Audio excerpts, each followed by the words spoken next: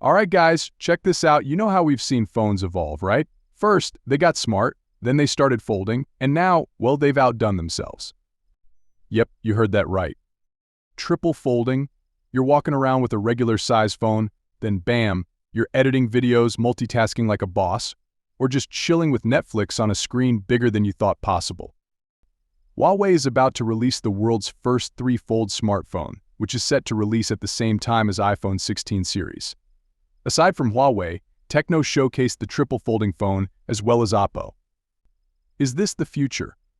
Is triple folding mechanism better than standard foldables like Samsung's Z Fold?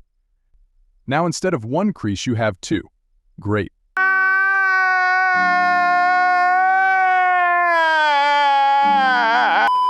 Jokes aside, triple folding phones could be better because of the aspect ratio when unfolded. Samsung Z Fold is basically a square when unfolded, which is almost unusable considering that 16:9 is the standard.